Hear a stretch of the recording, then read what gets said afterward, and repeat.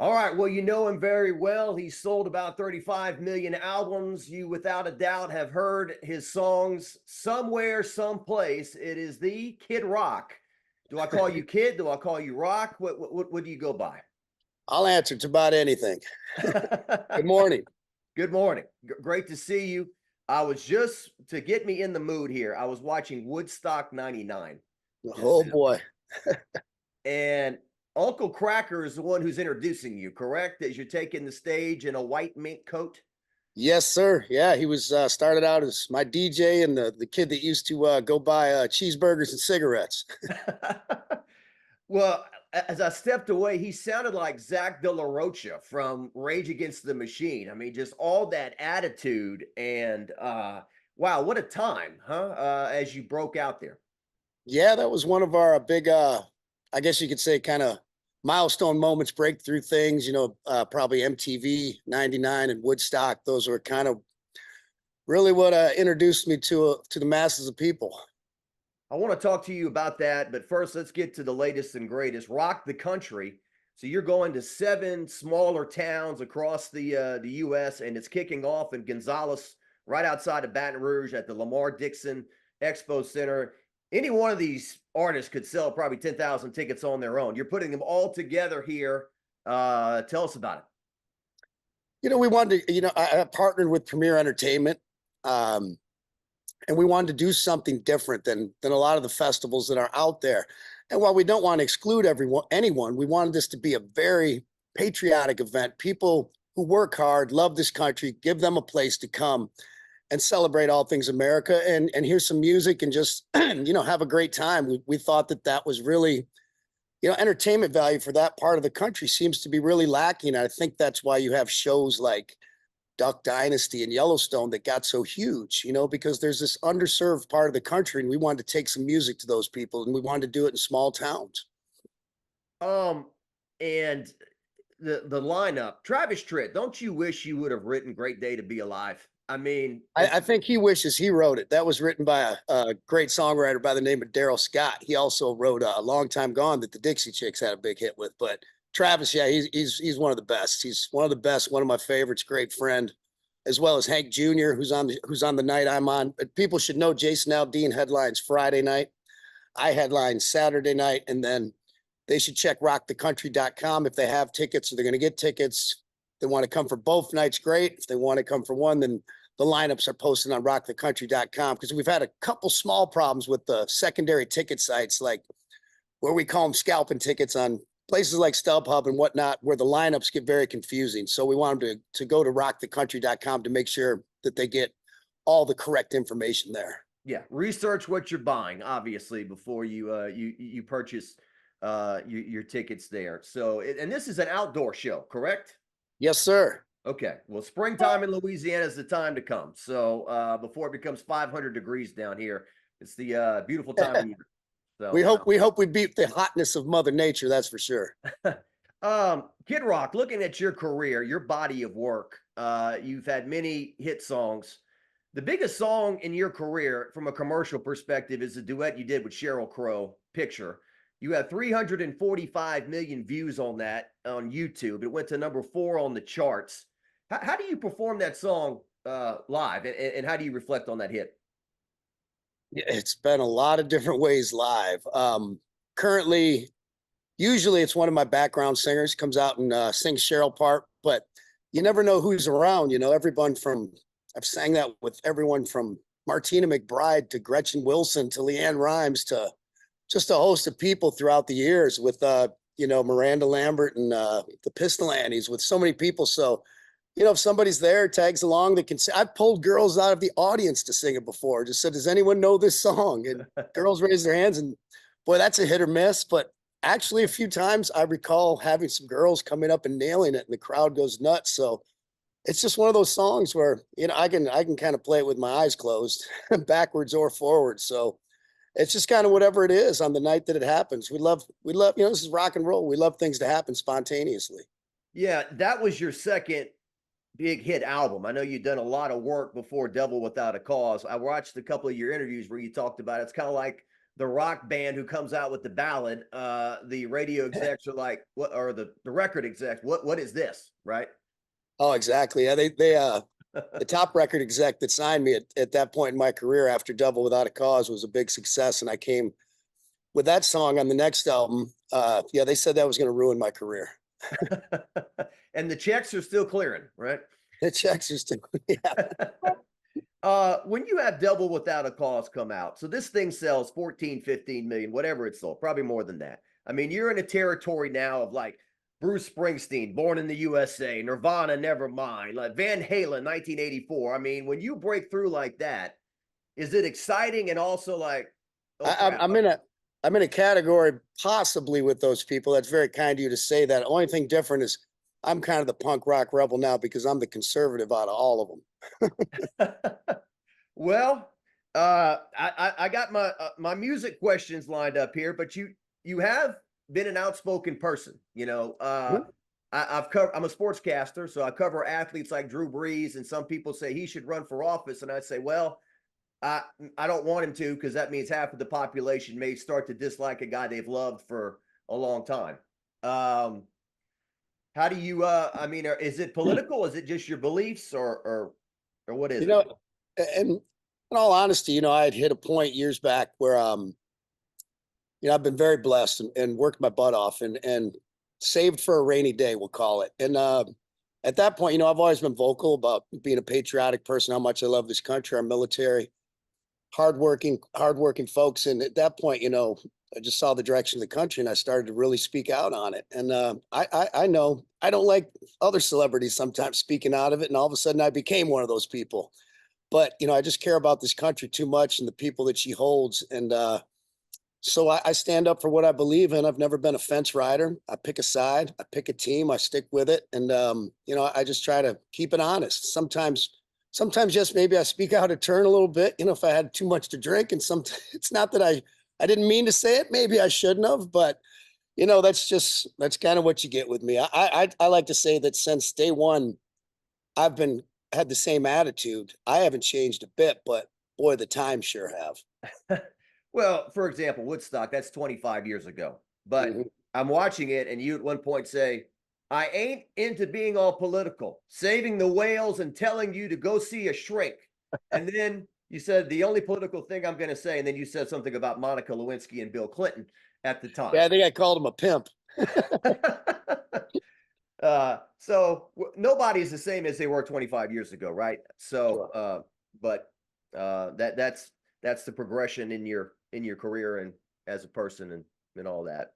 Yeah, I mean, it comes up. I'm 1,000% a Donald Trump supporter. I think he's the best thing this country's had. I understand sometimes people like myself, they might not like his messaging or how it comes across, this, that, and the other. But I'd not only have become friends with him in that regard, and have seen a different side than most people see.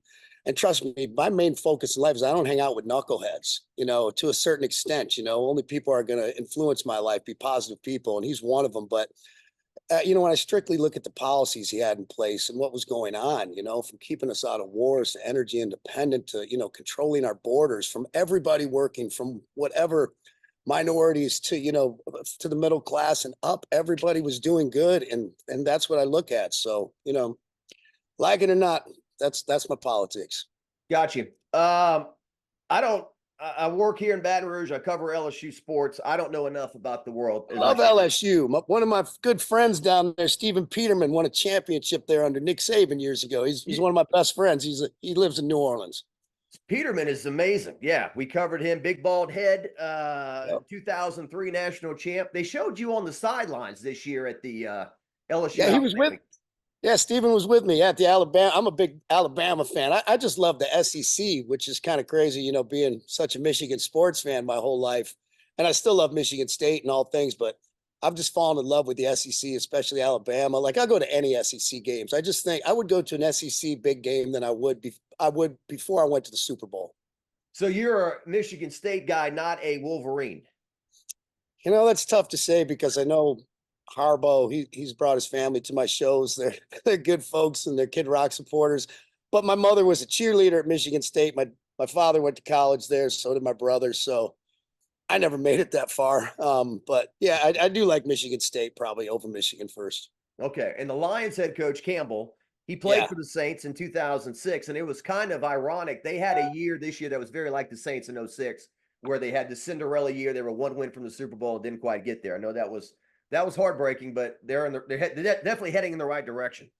Yeah, the Lions are the real deal now after they've won one playoff game at home in my lifetime. Let me talk to you about a few more things. Your body of work. Ba with the ba obviously came out. We had a guy here locally who still works here named Kent Lowe, and people would scream, "My name is Kent Lowe," guys on the basketball team and whatnot. All summer long, I thought that was a brilliant mix of not one but two samples, right? In the past, you sample one song, but you found a way. Sweet Home Alabama, Leonard Skinner, Werewolves of London by Warren Zevon, who a lot of people feel like should be in the Rock and Roll Hall of Fame, but you were able to blend those two songs magically, and it went number one in like 5 different countries, correct? Yeah, 7 countries and went number one. I've never had a number one song in America, and I kind of wear that as a badge of honor because well, there's a lot of politics and things that I don't. For awards and number one songs, I don't never played that game. I'm not interested in any of those accolades, and that's not knocking anybody that is. But one thing I will tell you about all summer long is not only did we combine those two songs and replayed some of that stuff, is what I thought if I could pat myself on the back was my genius is I wrote an original song and melody over the top of those two songs, which at that point had never been done. And I don't know if it has since. So I was very proud of that and proud to be in the non-number one category. If you look up, I would employ people to just do a Google search on songs that have never been number one, and you'll find things like Sweet Home Alabama, Take It Easy, the Eagles, Old Time Rock and Roll, Bob Seger, and a cast of other songs. Don't Stop Believing, Journey. And I'd like to, sit in that classroom. Well, you're from Detroit, right? Detroit Rock City Kiss. I saw an interview with Gene Simmons one time, and he said, Wang Chung, they've had 2 number one hits. What does it matter? It means nothing. We're playing stadiums. Who are they? So yeah, it is surprising to look at the charts sometimes and say that song went to number one. And then it's like, I mean, Cowboy is still being played everywhere. It's a huge song. It went to number 82 on the charts. And you say, how did it really? So that's what you're Well, talking about. and at that time too, like MTV really was my biggest, outlet, and it was the biggest thing in terms of music at that point. So MTV was like my radio. Like, no, I've never had a lot of radio hits. You can count them on one hand, probably things that have been played at a high level. But MTV, I got to say, was what was so prominent for what I was doing back in those days. When we go on our road trips, we definitely listen to Only God Knows Why. 293 million plays on YouTube as we're sitting here right now. A sentimental side of you, and a lot of And people. remember, these songs came out before YouTube. Correct. Right. Uploaded in the last whatever years, right? Well, yeah, however many years YouTube's been around, but before that time, we were still slanging these things called cassettes, kids, and CDs. Well, on that, aren't you glad that you are where you are in your career? I mean, if you were 20 years old today trying to break through, the music, selling music, those days are over, right? No one's making money on the sold product. Yeah, we kind of like I talk with a lot of friends and people in the business. We kind of caught the last few great years of that in terms of making money, monetarily. Because let's face it, back then, if you wanted one of the songs, you had to buy the rest of the 10 crappy songs with it on the CD or the cassette, and and you could make a lot more money selling records. But times have changed, and basically, you can still make a lot of money streaming and different things. And to be honest, the record companies are still ripping everybody off, just like they did starting back in the '50s. None of that has changed. So it's a crazy business. It's not a very friendly business. Well, it's all about the live show. That's how people get paid, right? And Make it at the gate.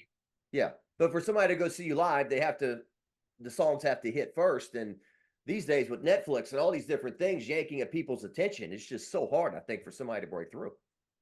Yeah, there's certain artists that they need those radio hits to sell tickets at a lot of levels. And then, I've been fortunate enough to focus so much on day one from my live performance. I always tell people before I'm a songwriter or a musician or anything, I'm mediocre at both of those. I'm one of the world's best entertainers, and just that's the bottom line. And I'll hold that I'll hold that candle in the wind against any other act out there on the face of this planet. So, and fortunately, just from focusing on that, I learned that, yeah, you make the money at the gate. I wish we could get rid of Ticketmaster and some of these things, because I'm the first one to say I'm a bit overpaid. Like, I would rather lower the prices and make it affordable to more people, but we can't get around this ticketing thing right now until the government steps in and breaks them up, or somebody in the tech world comes out with a better system. Yeah. Well, I'm sure you've seen the jokes. There's the buy the ticket fee. There's the fee just because you Service can't fee, fee, you know? $100 to print your ticket out at home. Boy, what a scam. Yeah, it's highway robbery. It makes me sick, that I can't do something more to make tickets more affordable for people at certain levels. There's certain things we can do, and when we lower them, then the scalpers come in and have a field day. So there's no win. So now you might as well just give the tickets away, and someone would still scalp them. It's like, I've been down this road for years, and I'm still on it. I've talked to some of our state senators in Tennessee about really going down this again. And to be honest with you, a lot of it's the Republicans. This is one thing that I kind of lean a little bit left on, because, as conservatives, we're more, free capitalists, free market society. But at certain points, something like this is just out of hand. You know what I mean? And it needs to be regulated at some level, or Ticketmaster needs to be broke up. They're an absolute monopoly when Live Nation owns the venues, and the only ticketing service you can use is Ticketmaster. And it gets worse when somebody likes to play a small, intimate show, say, hey, look, I want to do a 1,000 seat club. Then those tickets, oh, they go way up because of the demand on a small venue like that. Absolutely. Can you still smell a pig from a mile away, Kid Rock? Well, I hate to admit it, but I think in those younger years, I've ruined my smell a little bit. I just love the line, I ain't straight out of Compton, I'm straight out the trailer. That line, now you haven't been living in a And trailer. that was quite the joke at the time, because they still try to rip me in the media, because I was raised very the upper part of middle class. My dad owned a business. We had 6 acres and horses and a pool, and it was kind of a joke at the time, that I was this white trash kind of thing, which I guess in a lot of ways I am, and I'm proud of it. But they always try to say, well, you came from money and this and that. And I go, you're absolutely right. And it's the American dream. And I'll never apologize for that or be embarrassed. My parents worked very hard to, give us and my brothers and sisters that life. And, I went down a different path and made it on my own. But, I think you should be proud of wherever you came from, whether that was, from down in the slums or the backwoods, or you came from a middle to upper class family, you were a rich kid, whatever. I think you should be proud of it always. You still have the female drummer, Stephanie? I do. Her drum kit's set up right behind me there. We're in rehearsals, getting ready for next weekend in Gonzales, Louisiana. These are our final, I guess you'd call them dress rehearsals. But yeah, she's still with us 25 plus years or something. Most of the band, for that matter. Yeah. Rest in peace, Joe C, right? Your hype man, looking back on that, those videos. I mean, your band really was different, right? I mean, when you look, we were DEI before all this BS came along. I mean, we got gay people, we got black, we got white, we got conservatives, we got Democrats. You know what? We just get along. Some things we disagree on, but we love each other. We've never been like one of these bands that hate each other and can't stand each other. And we're from all different walks of life, but I've never gone around bragging about it until like recently, because I'm like, there's no reason to have all this DEI crap, in my opinion. You hire the best. I wanted the best band out there. I didn't care what color they were, what lifestyle they were into. And, and we love it. We tease the hell out of each other for it too. We'd all, if there was a political correctness prison, we'd all be in it. Well, you are the guy that comes out and shoots the bird at the crowd and they all shoot it back, right? I mean, are you From still day doing one. From day one. that? I see you're smoking a cigar there. You smoke cigars, but not cigarettes. Is that the deal? That's correct. Yeah. And I know it's early, but I was up about 4 a.m. and I get right after it. A few more things I want to talk to you about. I really appreciate it. Your catalog, or you have the rights to all your music. So if someone wants to license one of your songs, they go to you. Yes, sir. I think Atlantic Records owns half the masters, but on my publishing, yeah, I own that. And are you a pretty strong gatekeeper of that, or? I am. They said years ago, one of my buddies, I wouldn't license my songs to American Idol. Some kids wanted to sing them on there, and And my buddy goes, "Who do you think you are?" He's like, there's 30 million people a week that watch that show. I remember when you were in the streets begging people to listen to your music. And I said, "Well, I'm no mathematician. Last time I checked, there's 350 million people in America, and I'd like to speak to the 320 million that don't watch that garbage." Great stuff. Great stuff. All right. So this is something probably only I would ask you, but so I'm a huge fan of the greatest American rock and roll band that ever lived, Van Halen. So Me back in too. I just talked to Diamond Dave about a month ago. did you? And how is Yeah, he? he's great. He's still Dave, man. We were talking about if there's some things we could do together down the road, and yeah, he's always, for years has been a distant friend, but kind of like I mean, he's almost kind of like my rock and roll father a little bit in this business. Well, everybody, he was the ultimate front man, right, in the early 80s. And Yes. I'm a huge Sammy Hagar fan, and Me too. Love Sammy. Love Sammy. he's an amazing guy as well. But yeah, Dave had posted some things that had some people worrying about his health and if he was okay. He lives in Japan, right? Well, I think he floats around a little bit. He was riding around in an ambulance in New York City for years, being a paramedic. Yeah, EMT. That's right. That's right. Right. So in 2002, the two of them went on tour together. And according to Sammy Hagar, you showed up at the show in Detroit and said, "I'm disappointed. You're letting the fans down. The two of you guys need to get up and do a duet." And you apparently had it all lined up. It was going to happen. And then Dave backed out. Is that your memory? Oh, almost to the T, except I had those guys shaking hands and hugging. They're agreed to all this stuff. And then I think it was Dave went on Howard Stern and trashed him the next day or something. I'm like, Dave. But, well, I tried. Yeah. Yeah. I remember that tour. They tried to play nice in the beginning. And then by the end, it was he had to be out of the building when he's on stage and bodyguards and. Yeah, I'm so glad that, like I said, that me and my band don't have that. Is from all different walks of life. We love each other and have a good time with it. Got you. All right. Well, I wanted to talk to you about music and have fun. Are there any, I'm sure there's some things that some people want me to ask you about. You were on Joe Rogan a week or so ago. Yeah, Anything there that you'd like to address after the fact or?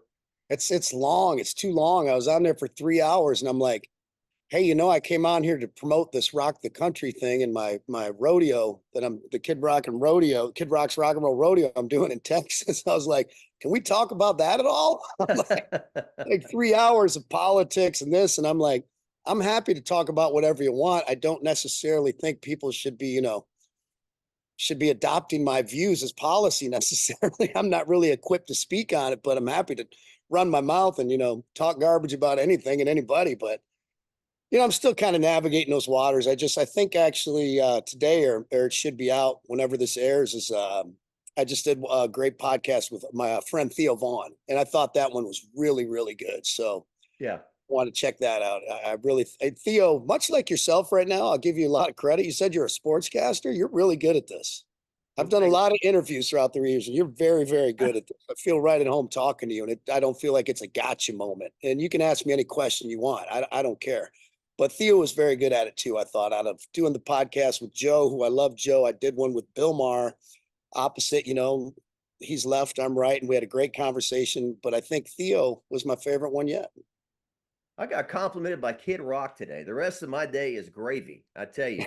But sports and music, it's kind of the same, right? You start as a nobody, you work hard at your craft, you break through, you play in front of thousands, if not millions of fans. There's sometimes Hey, guys in the fall. like anything, your craft. Well, what I've always noticed, and I've become, friends through the years with certain sportscasters, especially Bertie Smilovitz here in Detroit, and other people.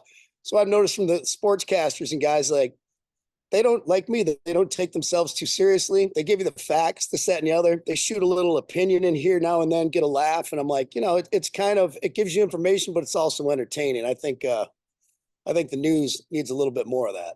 Yeah. Well, and it's like any profession, lawyers or whatever, they get labeled. The media, there used to be more gatekeepers to media. You used to have to kind of hone your craft and you get hired by somebody. Now anybody can go on YouTube and say they're doing whatever, which is good and bad, I guess. You know what opinions are like. Everybody's got one. All right. Well, Kid Rock will be bringing his big tour to Gonzales April 5th and the 6th, and at the Lamar Dixon Center. Great acts: Jason Aldean, Hank Williams Jr., Uncle Cracker. Um, Uncle Cracker. Maybe when you see him introducing you at that thing, and then you hear "Follow Me." That was maybe not what you expected as the breakout, right? I mean, I knew it. I told him when we were kids, I go, look, I'm first, and then we're going to focus on you next. And I'll try to summarize the story. Is that Follow Me started to get traction, and he wouldn't go do the promotion required for it. And I go, what are you doing? I go, this record's about to break. I told you you were next, and we were going to make you a big star. And he looks at me with a drink in his hand. He's like, I didn't really think that was going to happen. And I was asking you a while ago, when you have that devil without a cause, Yeah, and you've got to follow that up, right? I mean, impossible. yeah, yeah. But Most people's second albums suck. Let's be frank. But I happen to, get a lick in there with Picture, and was very fortunate. yeah. Well, you hit a grand slam the first one, and then 2-run double. I guess the second 5 million. I mean, there's a lot of people. Most people have never sold 5 million of anything. But that's Yeah, always it was like a fourth album that came out after that, like self-titled Kid Rock, and I think it sold 1.5 million copies, and that was considered a dud back then. right, right. And these days, you get on the charts by selling like 20,000 in a week or something. Yep, that's correct. Yeah, crazy. I guess anyway, like Michael Jackson, he had to follow up Thriller, and I think Bad had like 7 number ones, and he was probably still disappointed with it. So Yeah, you hit a walk-off, grand slam in the World Series. You're probably not doing that again. Well, Kid Rock, I really enjoyed this, man. You too. Great talk, and I look forward to the show. And keep going. How long do you think you're gonna do this? The rest of your life?